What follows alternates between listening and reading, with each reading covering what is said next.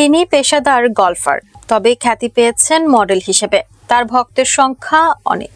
চলুন জেনে নেওয়া যাক এই গলফার ও মডেল সম্পর্কে। তার গ্ল্যামারাস রূপের ছটা এবং খোলামেলা পোশাকের জন্য তিনি বেশ পরিচিত এবং জনপ্রিয়।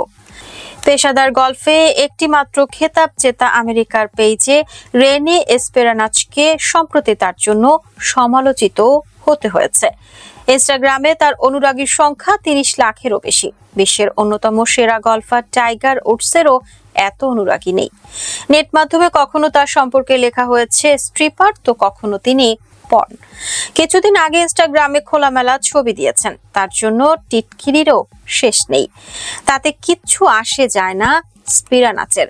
বলছেন, নেতিবাচক মন্তব্যে তিনি কান দেন না। বলেছেন, আমি এসবে কিছুই মনে করি না। আমি নিজের শরীর ভালোবাসি, এটা তো আমারই অংশ। আসলে আমার মনে হয় যারা আমার ছবি দেখে দুঃখ পেয়েছেন, বিশেষ করে গলফের লোকজন, তারা বড় সেকেলে। স্পিরানাচের আরো বক্তব্য, কলারওয়ালা জামা না পরলেই শুনতে হয় আমি স্ট্রিপার, পর্নোগ্রাফিক কাজকর্ম করছি। কথা শুনতে হতো ছোটবেলা থেকেই। 28 বছরের স্পিরানাচ বলেন, যখন জুনিয়র গলফ খেলতাম তখন থেকে আমেরিকান জুনিয়র গলফ অ্যাসোসিয়েশন ট্যুরে আমাকে দেখলেই নানা কথা উঠত, কারণ আমার স্কার্ট নাকি একটু বেশি ছোট থাকতো। শেষে তার সংযোজন, আমি তো আর টাকা রোজগারের জন্য এরকম পোশাক পরছি তা নয়।